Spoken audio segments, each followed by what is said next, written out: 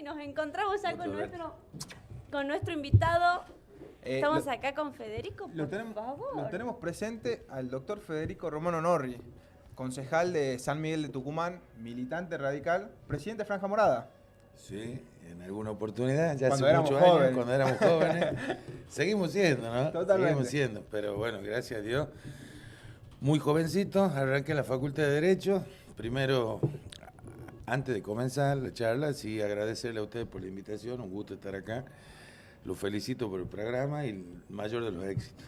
Muchísimas gracias. Y ahora sí, comentándole un poquito a la gente, sí, arranqué mi facultad en el año 2002 y antes de recibirme jovencito, a los 21 años, fui secretario de apunte, secretario general, consejero directivo, todos los cargos eran un año, todos los cargos eran ad honorem y mi gran militante de la franja, y cuando estaba siendo candidato a presidente, que era el presidente del centro de estudiantes más importante del noroeste argentino, con 17.000 alumnos, me proponen ser presidente de la Juventud Radical. No había ni un libro de acta, no estaba constituida la juventud en toda la provincia, había que salir a armar. Y nada, tomamos el desafío con un montón de amigos de Franja Morada. Ahí termino afiliando a algunos, a Canelada, a Cobo. Lo traemos a Mariano Campero, que estaba en otra agrupación, FedPro, a Sebastián Salazar, Mirá. al Mecha Terrafa, bueno, muchos chicos que después, gracias a Dios, fueron emergentes de distintos grupos internos. Y muy contento de esa reconstrucción juvenil dentro del partido, que cambió y que generó un antes y un después, porque todos los grupos internos partidarios durante muchos años después tuvieron ese recambio generacional que no venían teniendo desde el año 90 en adelante, que era una necesidad y que ahora un poco a los ponchazos, pero nos fuimos dando el lugar que creíamos que merecíamos y que nos correspondía. Así que hoy tenés emergentes como Leandro Gañará, como Cobo, Canelada, Mariano, Sebastián Salazar y los hermanos Romano Norri, que me parece que le hacen bien y oxigenan al partido. Está bueno. A nosotros nos escuchan muchos jóvenes interesados en la política tucumana. ¿Cómo es ese proceso en donde vos decís, pegás el salto de por ahí un lugar más ejecutivo para ir al paso legislativo? O esa carrera que vos tenés que hacer en la política, ¿cómo la tomás vos? Para llegar a un cargo público, la verdad que se tienen que conjugar muchísimos factores, pero la primera medida, creo que a todos los chicos que participan en política lo que les tiene que importar es sentirlo, que sea su vocación verdaderamente, la vocación de servicio, ayudar independientemente de la bandería política, encontrar un lugar de militancia, puede ser una fundación, una asociación, una ONG, en tu parroquia, en un centro vecinal, en tu club, hay distintos tipos de mecanismos de militancia.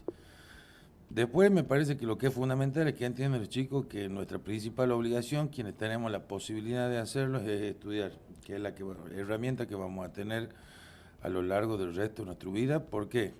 Porque los cargos políticos, partidarios y sobre todo los cargos institucionales provinciales, primero que son por 4 años y segundo que está sometido a una cuestión aleatoria que es el acompañamiento de la gente. Claro. Y además del impedimento de lo que es el sistema electoral y los gastos, lo cual inhibe que muchísima gente capaz de los 20 o los 45 años pueda llegar a los cargos electivos. Pero creo que es importante comenzar militando, participando, siempre intentando colaborar al otro, solidario, armar equipos de trabajo, que me parece que es fundamental, no tener mezquindad.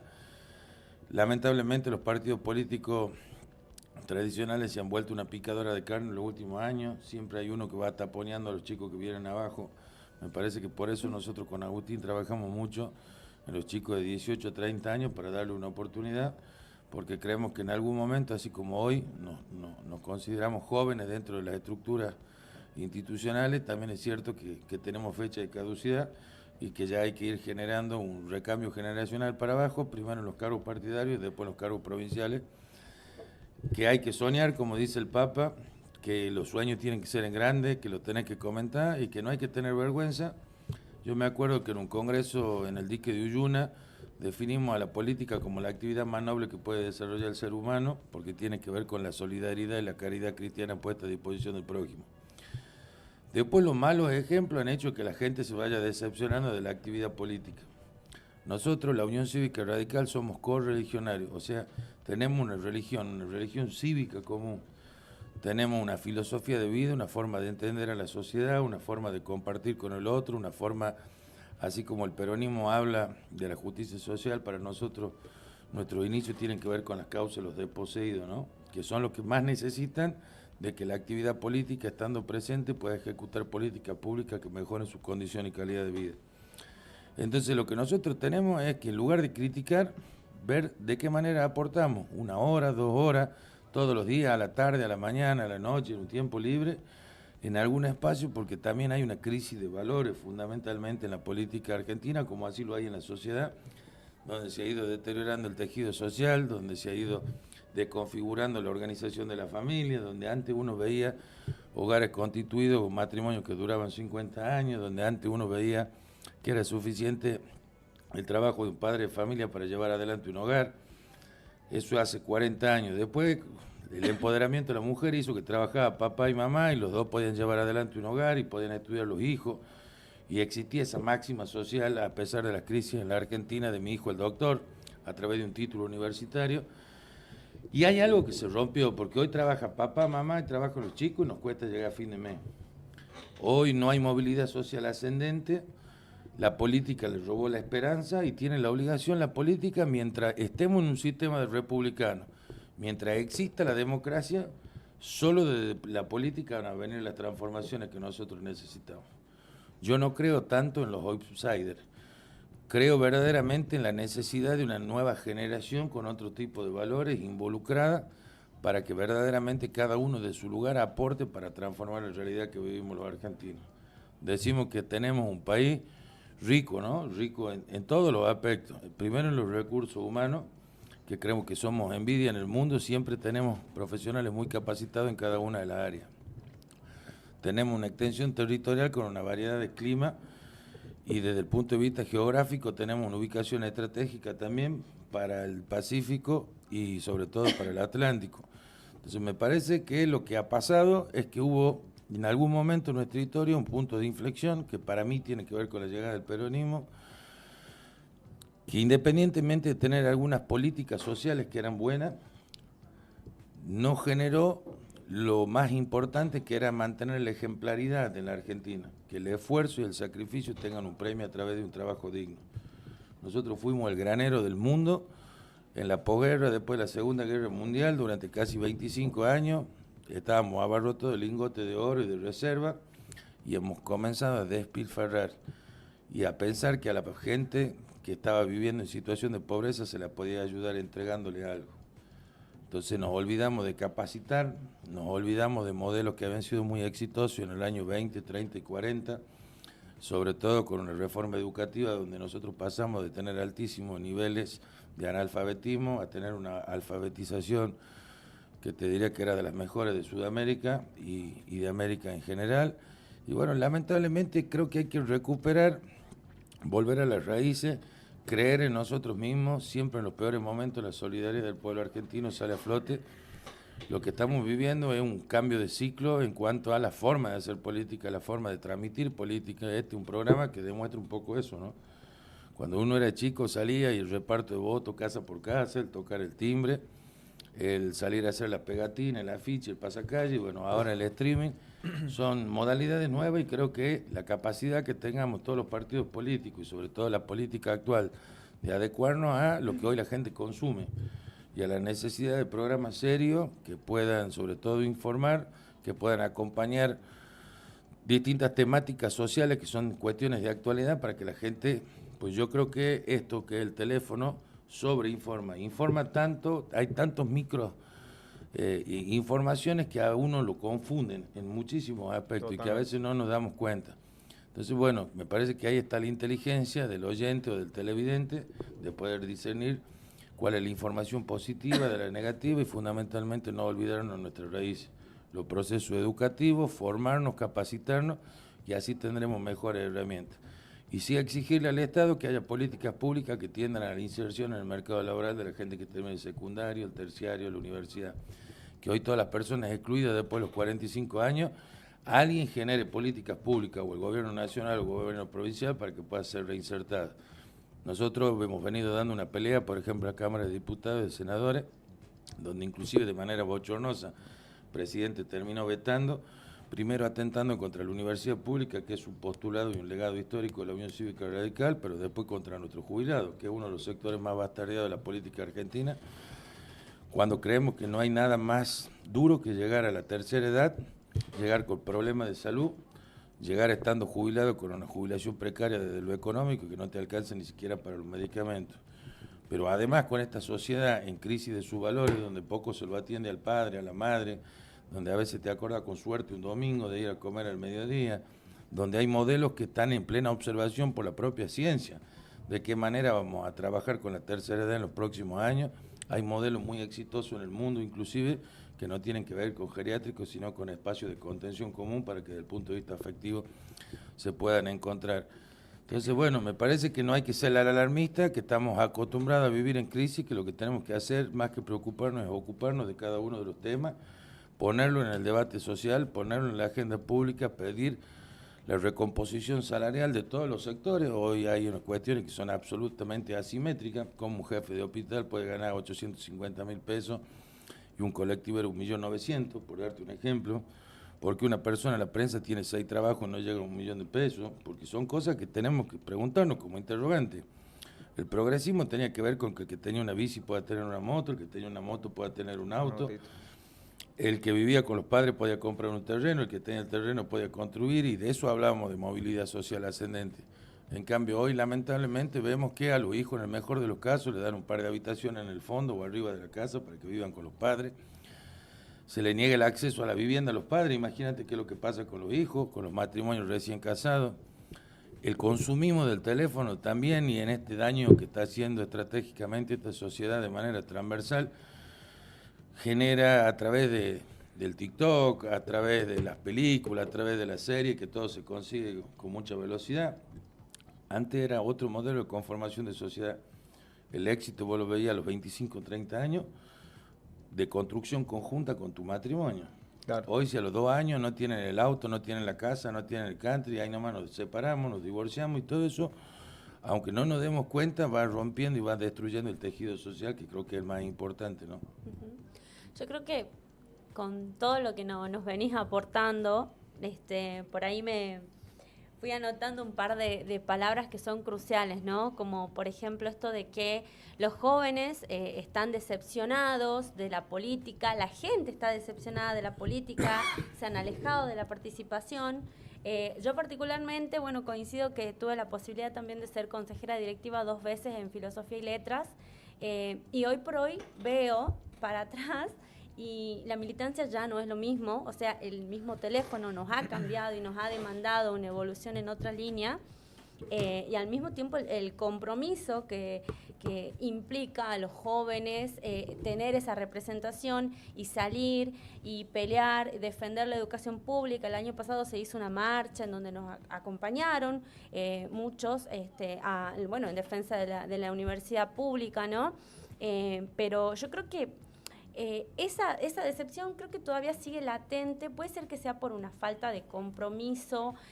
Vos hablabas de que no están pisando, sino que están dando. Dijiste algo muy importante, que es esto de que nosotros sabemos que tenemos fecha de caducidad. Yo creo que hay personas que no lo saben, no lo quieren admitir, ¿me entendés? No quieren dar el espacio a otras personas que vienen intentando construir un espacio, vienen intentando participar, buscando la oportunidad. Es muy difícil. Es más, hay personas que es difícil, como vos decís, acceder a una vivienda.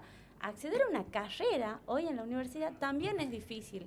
O sea, la universidad privada tiene altos costos. Tenés que invertir millones para hacer una diplomatura, para hacer una maestría. Imagínate una carrera.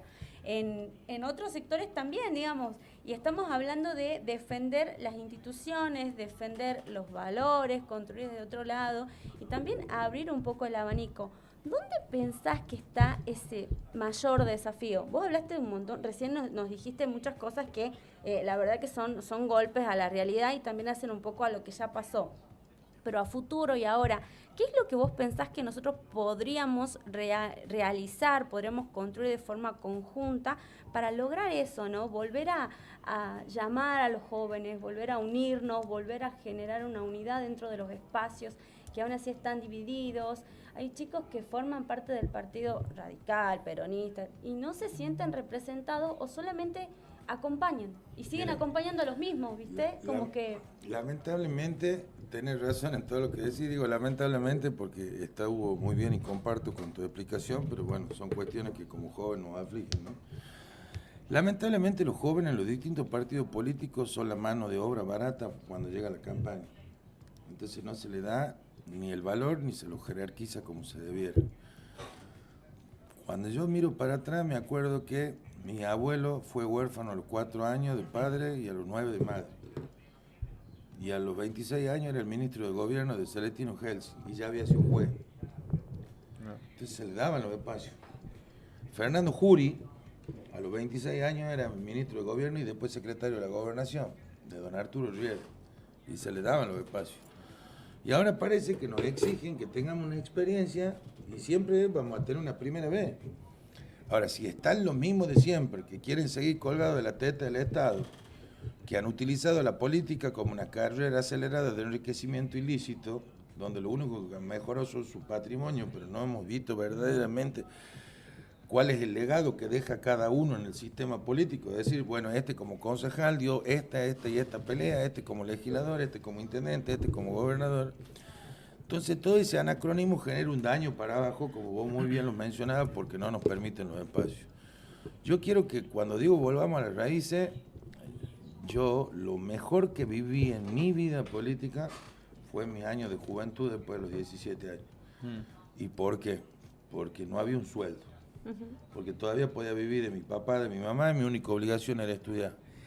El idealismo, que es el que no tenemos que perder nunca, el convencimiento de pelear por valores que se vean representados a través de nuestras ideas, es donde voy a una marcha y te caían las lágrimas.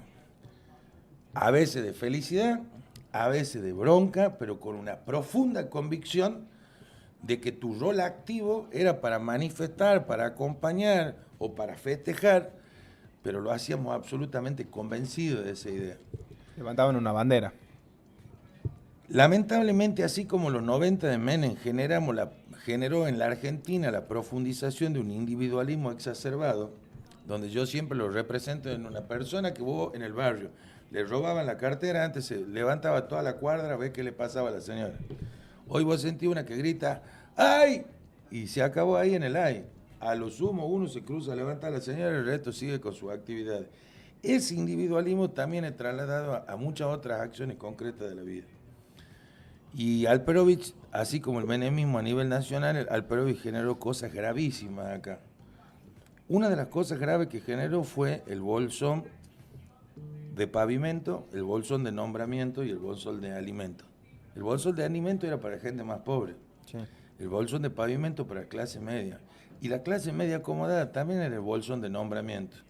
Es la primera vez que ante la imposibilidad del Estado de generar mano de obra genuina, donde los padres se rompían el alma para que los hijos estudien, pero eran desocupados con título, y quien conseguía trabajo estudiaba de lo que le ofrecían y no para lo que se había capacitado, a partir de esa premisa algo cambió en el sistema político social de la Argentina y sobre todo de Tucumán. Entonces la primera demanda que tenemos que hacer, que es transversal a todos los partidos políticos, es exigir a las autoridades de hoy generar mano de obra genuina en el sector privado, para que todo el que estudie tenga la posibilidad de trabajar y desarrollarse acá y no se tenga que ir afuera del país. Pero además, y yo lo he visto en distintos medios, inclusive en diarios tucumanos, donde vos tenías un tipo de 35 años de antigüedad prestigioso, cobraba 2 millones de pesos, y para sustituir a esa persona que se jubilaba, buscaban 2 changos que le den 300.000 pesos a cada uno. ¿Por qué si cumplían entre los dos la misma tarea? Y si era pasante, mejor. Entonces, ¿dónde quedan los principios generales del derecho laboral de igual tarea e igual remuneración? ¿Por qué? ¿Dónde? Ahora, ante la necesidad no nos queda otra que trabajar en esas condiciones. Y entonces todos trabajan de manera precaria. Entonces, cuando yo digo que Osvaldo Jaldo miente, yo no quiero descalificar, soy un hombre respetuoso de las instituciones y a mi gobernador. Pero el 15% de baja de pobreza es una sensación que él percibe por un índice que ve en algo que estaba escrito. Cuando vos salís a ver la realidad social, te das cuenta que para salir de la pobreza una familia tiene que cobrar 900.000 pesos y cuando cobran 300.000 pesos, entonces ellos te están manteniendo en la pobreza. Claro. Necesitan mantenerse sumergidos en la pobreza porque de esa manera da la sensación que ellos siempre te ayudan, y a través de eso generan un sistema electoral que le garantiza ganar elecciones. Pero nosotros, y lo dice el Papa, pero además cualquier persona pensante, cualquier video que a la gente le gusta entrar a internet, indaguen, y te dicen algo que es alarmante. Ellos te necesitan mantener exactamente ahí, a la altura de la nariz. Te ahogan, te asfixian y te sacan, te ahogan, te asfixian y te sacan. Entonces, el problema es que se nos van pasando los años, se va pasando la vida, pasan las generaciones. Ya hemos tenido las últimas 2 generaciones que han estado acostumbradas a ver su papá y su mamá y a cobrar planes sociales porque no tenían trabajo. Ya está, yo no quiero que nos quedemos reflexionando solo de eso y echarle la culpa a Juana, a Pedro, a Diego. Es que hacemos de acá para adelante. ¿Por qué antes tu bisabuelo podía venir de España, de Italia, con una mano atrás y otra adelante y salir adelante en la Argentina trabajando una sola persona? ¿Por qué hoy trabajamos 4 o 5 personas dentro de una familia y no salimos adelante? Totalmente. ¿Por qué no hay un premio al esfuerzo y al sacrificio? Porque el premio y el castigo tiene que ser fundamentalmente dado en eso. Yo soy un hombre de leyes. No es lo mismo ser justo que ser equitativo. La equidad la dejamos para el comunismo, darle uno a cada uno. Ser justo es darle a cada uno lo que le corresponde. Y a una persona digna, a un buen ciudadano, a alguien que se esfuerza, estudia, trabaja, se capacita, merece vivir bien. No porque te ayude el Estado. Yo no necesito que el Estado le regale nada a la gente.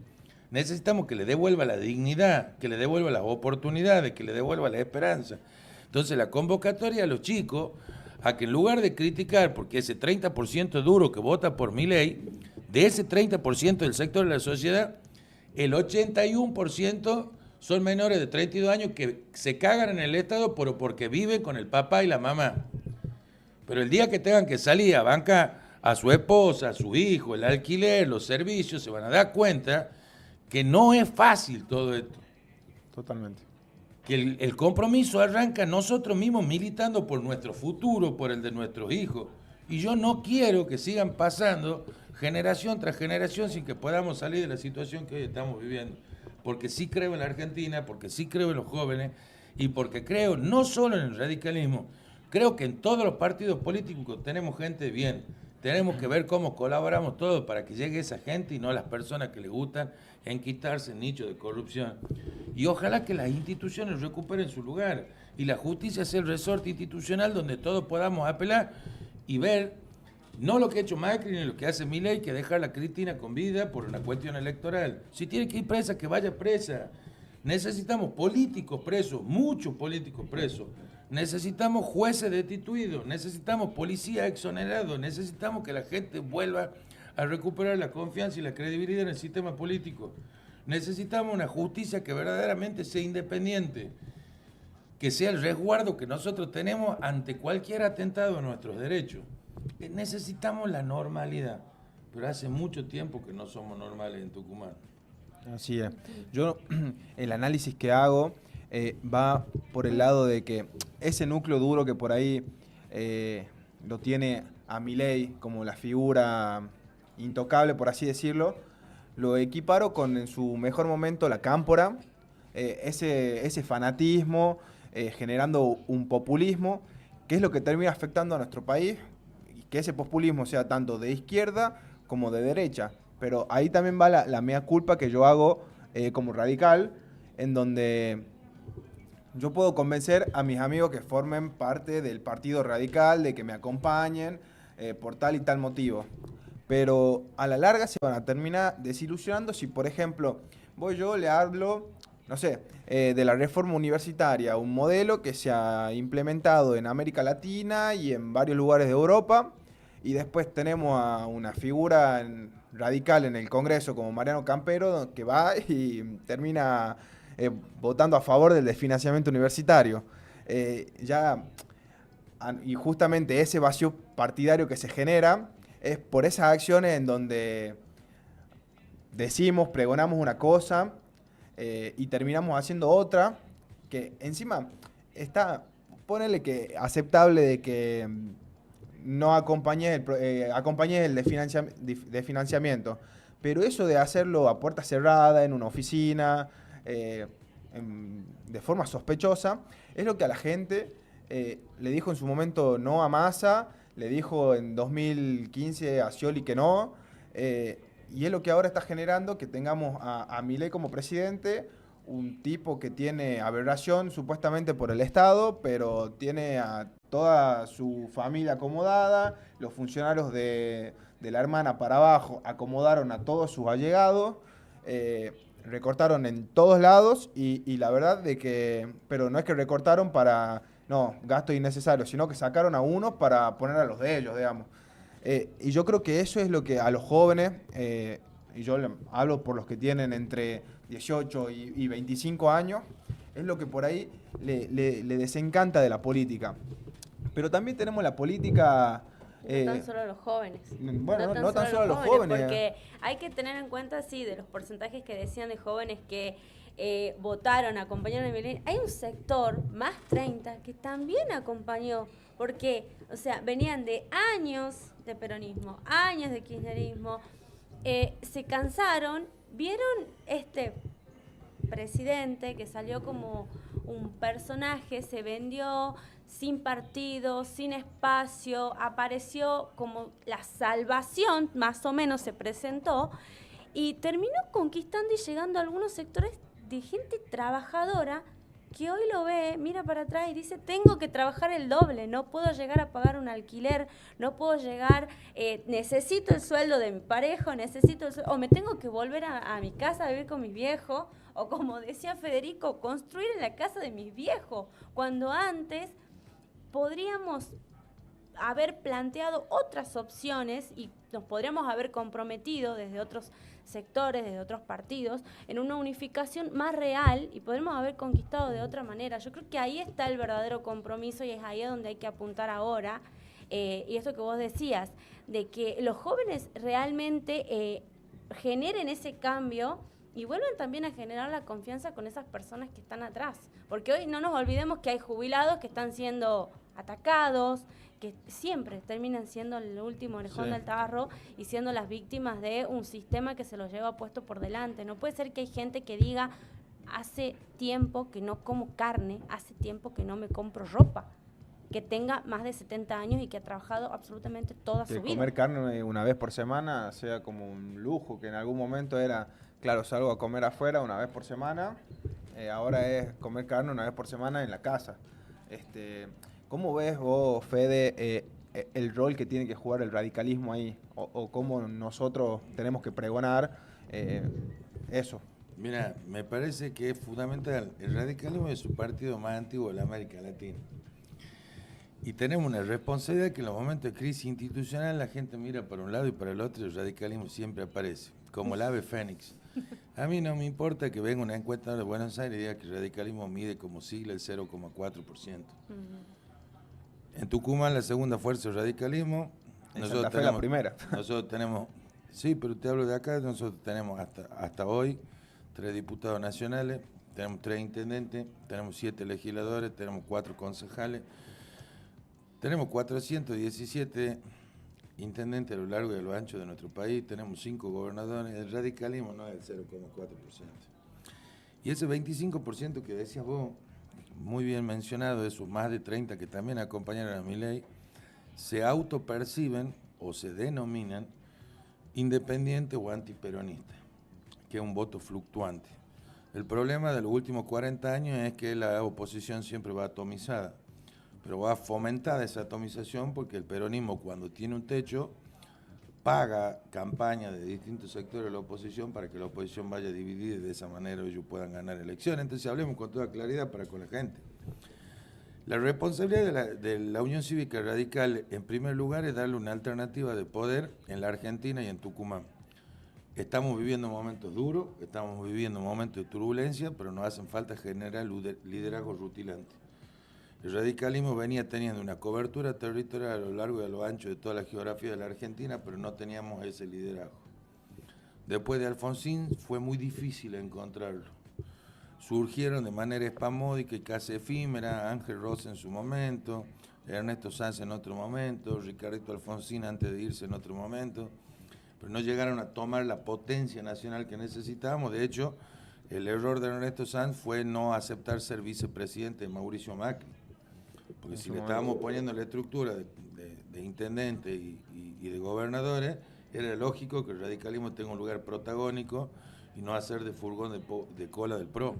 Ellos no tenían nada, eran ciudad de Buenos Aires. Hoy estamos viviendo un momento doblemente grave, peor que en el momento donde llegó Macri a la gestión de gobierno. ¿Por qué? Porque la irrupción de Milei, donde canaliza la bronca de la sociedad, que estaba disconforme con que en 40 años los partidos tradicionales de la Argentina no habían dado las soluciones que ellos esperaban, la gente canalizó su bronca, y así como en el fútbol siempre me busco un Maradona y después lo busco a Messi, también pasa en la política, donde buscamos siempre el Mesías, el que venga y nos salve de todo. Nosotros no creemos en los procesos colectivos ni en el pacto de la Moncloa. Nosotros necesitamos salvadores. Yo ya vi en otras dimensiones, con más o con menos. Lilita Carrió sacó el 52%. De Narváez le ganó al peronismo en el mejor momento del peronismo nacional. Y acá también lo hemos vivido en Tucumán, con la llegada de Bussi en algún momento, en una irrupción dentro de estos 40 años. Entonces nosotros tenemos que estar tranquilos, tenemos que generar sí ese liderazgo para no perder nuestra identidad. Hoy Puyaro, habiendo ganado Santa Fe, hoy Puyaro llevando una gestión en uno de los distritos más importantes del país, me parece que comienza a sacar un poco la cabeza por sobre el resto. Quedó un poco desdibujada la figura de Martín Lustó por su vinculación y cercanía al kirchnerismo en su momento, que desde el gobierno nacional de Milei fagocitaron justamente para marcar esa situación y matarlo al presidente del radicalismo, y a Di Loredo, que hoy le pusieron peluca. Sí. Y en realidad el radicalismo institucionalmente nunca fue golpista, siempre hemos sido colaborativos, siempre vamos a garantizar todos los mecanismos necesarios para que se pueda desenvolver y llegar a la finalización de un gobierno. Se acompañó la ley base y se acompañó la ley ómnibus, que era lo que teníamos que acompañar, pero echando de 687 leyes a 293. ¿Por qué? Porque tenemos una gimnasia y una tarea parlamentaria, y todo este grupo de chicos, que vos muy bien lo has mencionado, intento hilvanar toda la idea, que hay una analogía con la cámpora. La cámpora de Cristina, lamentablemente, aunque yo no la quiera, era más formada que el grupo de aduladores. Totalmente. De otro populismo, pero de derecha, encabezado por Caputo, amedrentando a Manes primero, entrometiéndose en un set televisivo con Jonathan Viale, cometiendo errores que son gravísimos en términos institucionales y democráticos. Y el fundamentalismo, Milei será inteligente, pero muchos de los que lo siguen a Milei no son inteligentes. Son personas fracasadas o frustradas que han encontrado en él quien los representa. Son duros los términos que digo, pero estoy convencido de lo que digo. Estoy absolutamente convencido de lo que digo. Entonces, lo que yo pido es, primero, que tiene que actuar como jefe de Estado. Segundo, él llega a ser presidente sabiendo que llega un gobierno hiperminoritario, con una conformación de minoría, tanto en Cámara de Diputados como en Cámara de Senadores. Sí. Lo lógico en un sistema parlamentario democrático y republicano de la Argentina, si llegas con minoría, tenés que buscar a través del diálogo generar consenso. En lugar de eso, todos los periodistas del país son ensobrados. En lugar de eso, todos los políticos son una lacra. En lugar de eso, hoy pide 7 días de luto por la muerte del Papa, pero hablaba de que era el representante del maligno en la tierra. Y después de que gane, si a veces sale loco el anillo. Porque alguien también lo tiene que aconsejar y decir, hermano, claro, seguí una línea. Error, entonces, para que lo entienda la gente, porque yo no es que odio a nadie, sino que intento ser lo más objetivo posible, es como que haya un matrimonio. Y en el matrimonio tu marido es un buen administrador. Bueno, él administró bien, bajando desde el punto de vista macroeconómico, amesetando el valor del dólar, ahora quitando el cepo y habiendo bajado el proceso inflacionario. Ese es un logro. Pero que tenga ese logro no implica que podamos perdonar que le haga caga a la mujer. No podemos permitir, porque yo a ese fundamentalismo del 30% de la sociedad que lo acompaña y lo acompaña, le digo que el término empatía significa ponerse en el lugar del otro, y un presidente tiene que gobernar para el 100% y se manejan personas y no números, y a este gobierno le falta sensibilidad. Y a la gente que son mis amigos y a la familia, inclusive donde yo me he formado, también le digo que la empatía tiene que ver con eso. Tenemos que pensar qué pasa con la gente que no llega a fin de mes. Verdaderamente el que está necesitando de otro tipo de actuación por parte del Estado para que pueda llegar a fin de mes. Entonces, se ponen en su lugar, Si de 365 días a lo sumo comen fideo un día y arroz otro día, que toman mate todos los días con un pedazo de bollo, un pedazo de pan, eso le gustaría que suceda en su hogar. De eso se trata la empatía y la solidaridad. Y trabajan, sí trabajan, y trabajan 6 horas, 8 horas, 12 horas. Y a veces es tanto el anacronismo que terminan trabajando por changa para ganar las 20 o las 30 lucas del día. O venden verduritas del mercado. Y no tienen para pagar un alquiler, tienen para pagar su comida todos los días. Pero no pueden tener mejoras de ningún tipo. Y están condenados a nacer en la pobreza y a morir en la pobreza. Entonces, ahí se encienden las alarmas cuando nosotros decimos como sociedad, ¿dónde está nuestro espíritu de solidaridad? ¿Dónde está pensar en el otro? No te estoy diciendo si es peronista, si es socialista o si es radical. Tenemos una responsabilidad política conjunta y colectiva de construir una ciudadanía distinta para que la gente pueda vivir con dignidad. Y creo que esa es la gran responsabilidad nuestra. No es en contra de Milei, sino a favor de una sociedad distinta. Y sí creo, como te decía, en los jóvenes, creo en los espacios de encuentro, creo en la educación pública, gratuita y restricta, y en el caso mío laica, porque vengo de la Franja Morada, creo en las organizaciones políticas juveniles, creo muchísimo en la iglesia y en la militancia dentro de la iglesia, porque la militancia pastoral también, en Estados Unidos militó 42 años para que se pueda volver atrás con el tema del aborto, y como partido político, para que lo entienda la gente, hay en 2 puntos donde siempre hay objeción de conciencia, o sea que se le da libertad a los legisladores y a los concejales. En el matrimonio igualitario es un ejemplo, o en la ley del aborto es otro ejemplo. Entonces es importante inclusive la disidencia dentro de un partido y el respeto por la idea del otro. Pero nosotros tenemos que convocar que seamos militantes activos y participemos y discutamos y veamos por qué sí y veamos por qué no. Y que surjan cosas que sean en beneficio de la ciudadanía y que se encuentren sectores que hoy están desprotegidos mucho más protegidos. Creo que de eso se trata, de un poquito de generosidad por parte de todos y no pensar tanto en la bandería política, quién se lleva de arriba esto. Cuando yo lo critico a Jaldo, porque ese 15% de pobre es mentiroso, porque la gente no llega a fin de mes, porque está peor, porque no tiene trabajo, porque no hay salida laboral, porque no hay reactivación de los salarios. Pero también digo, bueno, ¿qué se ha hecho de que Jaldo es gobernador? Imagínate si le pregunto a un pobre, le pregunto a ustedes, que son periodistas y que están acá conmigo, y te pueden decir, ha hecho una escuela, y ha hecho una cárcel. Paradójico, ¿no? Hacer una cárcel. Verdaderamente paradójico. Digo, yo vengo de gobiernos radicales con muchísimo orgullo que hoy, 70 años después, estamos tomando agua gracias al dique Callal. Hospital de niños, la maternidad, el centro de salud, etcétera, etcétera. Les digo, y no hacía falta 8 años, ni tanta tecnología, ni pedir crédito. No hace falta perpetuarse en el poder. Hace falta tener modelos de gestión pensando en mediano y largo plazo.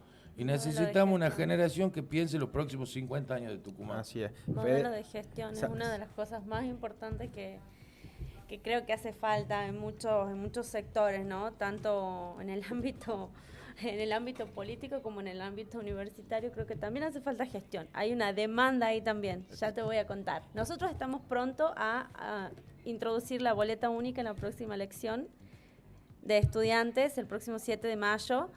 Bueno, tengo mis críticas a eso, porque fue muy entre gallos y medianoche, diría yo. Mira, muy me molestó. Fede, te leo algunos comentarios. Sí. Dicen, el rol del radicalismo, primero la unidad y después copar las calles con propuestas reales y dejar de ser furgón. Yo creo que eso es un poco de lo que hablabas vos. Lo del furgón. Sí, lo del furgón siempre nos molesta. Te lo aclaro cortito. Por eso le decimos, yo no tengo nada en contra de Roberto Sánchez en términos personales, pero sí en términos políticos. Nosotros estamos en las antípodas morales del kirchnerismo y estamos en las antípodas ideológicas de Milei. No queremos ir con Milei, no queremos ser furgón de cola como fuimos del PRO. Merecemos otra cosa y ser la columna vertebral nosotros, verdaderamente, del armado que tiene que llegar a ser la alternativa de poder, si Dios quiere, en el año 2027. Y ahí está, y ahí te preguntan. La última pregunta, sí. ¿Quiénes crees que serán los candidatos del radicalismo provincial en las próximas elecciones, dado el actual contexto? Fue bastante específico la pregunta. Fabiana Dip pregunta. Si vos me preguntás a mí, me encantaría saberlo. Te hablo, no sé si es para el 2025 o para el 2027. Para el 2025, hoy Roberto Sánchez es quien tiene la responsabilidad política de buscar sostener su banca. Nosotros vamos a pedir a los interventores que fijen fecha y hora y ir a un proceso interno.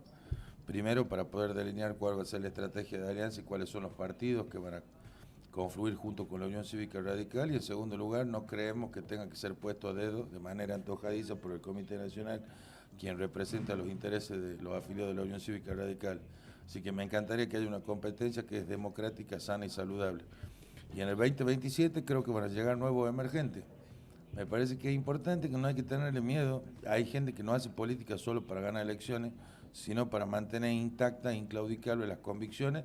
Vivimos en un país peronista, vivimos en una ciudad peronista, y yo voy a trabajar todos los días de mi vida para algún día poder llegar a la Casa de Gobierno, y sé que mi hermano sueña con lo mismo, pero en la Intendencia Municipal, así que nos vamos a trabajar juntos.